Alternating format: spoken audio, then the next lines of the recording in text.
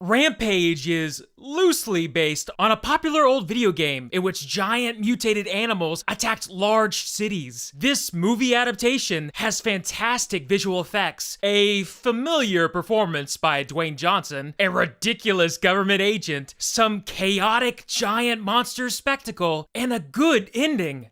However, I found a lot of the movie to be sluggish and unengaging. The story structure and characters definitely needed another screenplay draft. And besides a few touching interactions between Dwayne Johnson and his primate friend, most of the dialogue, acting, and pacing felt stiff and awkward. Sometimes it's enough to be silly and enjoyable, but often the tone tries to balance said silliness with a serious side. Everything was kinda bland and beige. This review will contain spoilers for Acts 1 and 2. A timestamp for my star rating and pros cons chart is in the video description. Rampage follows Davis Okoye, a San Diego wildlife preserve primatologist, and his albino ape friend, George. One evening, a disaster aboard a space laboratory causes a DNA mutating pathogen to come crashing down into George's cage, with the gas causing him to begin growing in size and aggression.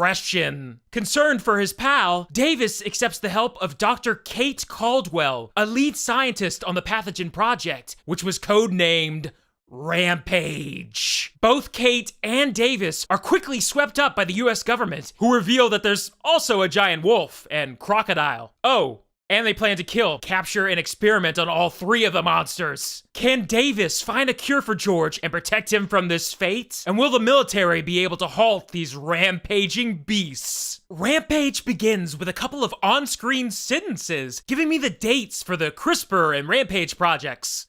Cool facts, I guess. But I prefer opening text to be used only when the world is in a very different state from the present day. Rampage is 2018, except with this pathogen in the world. That'd be like the movie Speed telling me a couple of dates and fun facts about the bomber before the movie starts. Unnecessary. I'll find out later. Though, I suppose in Rampage's case, they are there so the audience knows they aren't in the wrong theater. One of the best surprises in the movie is an extended opening action sequence explaining the origin of the pathogen. Next, we are introduced to Dwayne Johnson's Davis, who is messing with some primatologists in training, before introducing us to his good ape friend, George. A decent chunk of the opening scenes is dedicated to setting up Davis's trainees, Connor and Amy, in addition to Davis's assistant, Nelson. Connor has the hots for Amy, but curls up in a ball, screaming in the presence of danger. Amy is attractive and hits on Davis for a gag. And Nelson is just there to act bubbly and crack a few jokes. Man, chicks think he's so hot. I should shave my head. Crickets from my otherwise mostly receptive packed audience. These are flavor characters, meant to add a bit of levity to the beginning of the movie, but who ultimately are irrelevant. Will Connor gain his courage? Will Nelson become cool? Will Amy do whatever? It doesn't matter. By Act 2, they are tossed out, never to be seen again. In which case, their importance should have been to establish Davis's character traits and flaws. But Dwayne Johnson is playing Dwayne Johnson. There's nothing much to set up. He's single. What a flaw! The highlight of Act 1, and indeed the movie as a whole, is Davis's relationship with George, the albino ape. It's another home run for Weta Digital, who at this point have mastered realistic CGI primates after putting 3 Planet of the Apes and a King Kong under their belt. That's a big belt. The hair rendering, blending, muscle movement, and animation are all top-notch. I have to give a special shout out to Jason Lyles, who plays George, for his motion capture performance as well. Davis acts as a soothing father figure and playful buddy to George, and their friendship is the most endearing in the movie. In fact, I would have liked a scene or two more between the two of them, getting to know their daily status quo before everything kicks off. Once George is sprayed with a pathogen, Dr. Kate Caldwell enters the picture. Her introduction scene got a good laugh out of me when she blandly hangs up on her boss, stating, "I'm in traffic. I gotta go. A car just exploded in front of me." Dr. Caldwell turns out to be the true co-lead of Rampage, which means she probably should have been established earlier and given scenes to develop. I know nothing about her, but now she's a main character. Dr. Caldwell manages to track down Davis and George before the government, and she explains that she worked on the pathogen project and may be able to cure George. Her scenes with Davis and George are too few to properly believe that she has formed a bond with them, particularly with Davis. They chat in the lobby. They chat by the cage. Then, George escapes, kicking off Act 2. This is meant to be sufficient enough character building so that when both Davis and Dr. Caldwell find out secrets about one another, they are shocked and hurt, putting on "I trusted you" faces. You hardly knew one another. At this point, their reaction should be more of a, "Huh, really?" as opposed to emotional disappointment. Towards the end of Act 2, Dr. Caldwell confronts Davis, saying something like, "Why do you hate humans so much?" What? Since when? Just because he told off some government official? This seems like a pretty important character trait that should have been set up earlier, maybe using the trainees scenes. But Davis is nothing but smiles and courtesy in Act 1. There's a bit of light ribbing, though nothing that indicated he was antisocial and only liked animals. Yes, this one 5-minute stretch in Act 2 dumps all of Davis's and Dr. Caldwell's character setups, development, backstories, and bonding into one clunky scene. None of their character traits and flaws were organically hinted at or developed beforehand, and now they have a couple long monologues. Yep, this is who my character is, and what my performance should have been communicating all along. There's been very little build-up or intrigue about their backgrounds until literally just 2 scenes prior. This is very lazy writing and character arc structuring. Not to mention Dwayne Johnson's performance, which, while enjoyable as always, is completely contradictory to his character in the script. Furthermore, there's a Colonel character whose actor doesn't know how serious or over the top to act, and just comes off as some guy standing around in an army suit reading his lines. I'm supposed to feel satisfied when people tell him off, but the Colonel is just so mildly played and indifferent that I don't see what the big deal was. Then, the villains. Throughout Rampage, we continuously cut back to 2 rich sibling executives evilly plotting in their Chicago high tower across the country. These scenes are incredibly repetitive, to the degree that I deliriously laughed at the final one of them. Almost always, the brother is yelling, "Do you see what's going on? What are we gonna do? We're in big trouble now!" while he's humorously snacking on something every time, like Pop-Tarts and burgers. Then, the sister will coolly reveal their next course of action. I wonder if the screenwriter, while pinning Rampage, was binge-watching Iron Fist. Those Meachums! This is also a good opportunity to show off the movie's over-explanatory, on-the-nose dialogue. The brother villain proclaims, "That's why we were doing these experiments in space! They weren't exactly legal." That was pretty apparent already from the opening scene. Didn't need to be said aloud. Another time, Davis turns around toward the camera like he's about to drop a witty one-liner, but he just says, "There is no body." Yeah, I can see that.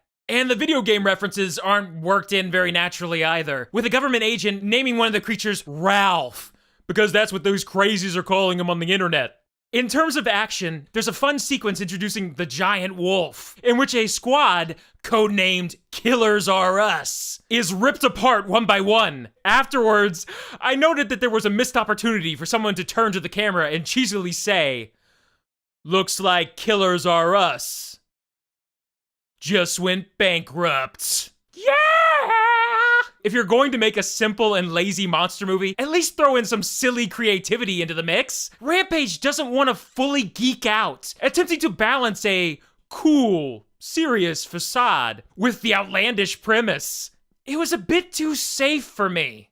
Anyway, the action. This wolf sequence bared a conspicuous similarity to the scene from Jurassic World, in which another executive named Claire was watching monitors as a squad of special forces is picked off by a genetically enhanced creature. There's even the exact same helicopter Gatling gun through the trees segment. Later, a cargo plane action scene seemed all too familiar to the one from Tom Cruise's The Mummy last year. And the final showdown in Chicago, in which everything is converging on a skyward beacon atop a skyscraper, is really old hat by now. The actual Rampage part, with the giant monsters causing chaos in the city, is done well. Though I couldn't fully enjoy a bunch of innocent civilians and military men being stylishly killed by the dozens. The most engaging action in the movie is when the creatures finally brawl with one another. In particular, a 2v1 matchup in which George and The Rock tag team the giant crocodile. That is fun.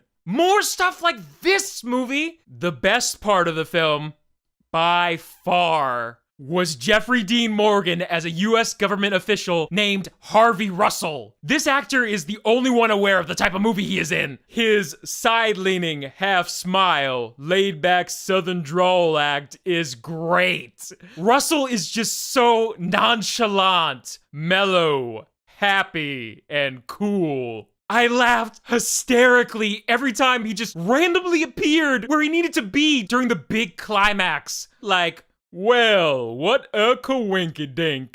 And hold a casual conversation with somebody. Like, it's no big deal. Amazing. Again, more stuff like this. To top it off, there is a pretty crowd-pleasing ending. My audience really enjoyed it, ate it up. I'm conflicted.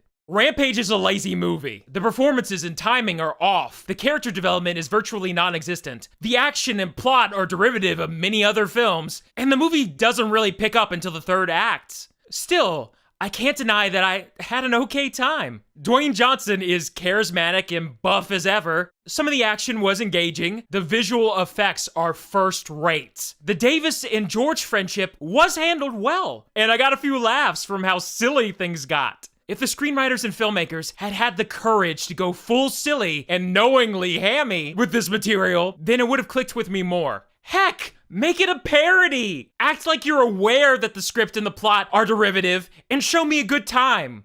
Instead, Rampage walks the line, balancing towards the straight-faced and sincere side. Overall, the movie was a bit too non-committal either way for me, and it played kind of flat. I much preferred last year's Kong Skull Island. It has way more ridiculous fun, energy, and satisfying monster action, though its pacing was a bit too fast and relentless.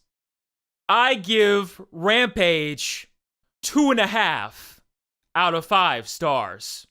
I was leaning into the negative with this one, but after a good night's sleep, I'd still say it was a very flawed movie. Though an okay, kind of fun time at the cinema.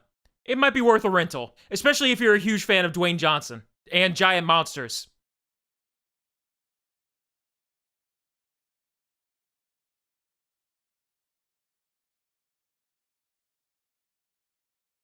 And let's keep our volume down this time, I think. Maybe not. Maybe this is going to be a horrible mistake. I don't know. It's dedicated to setting up Davis's trainees. I didn't turn off my phone.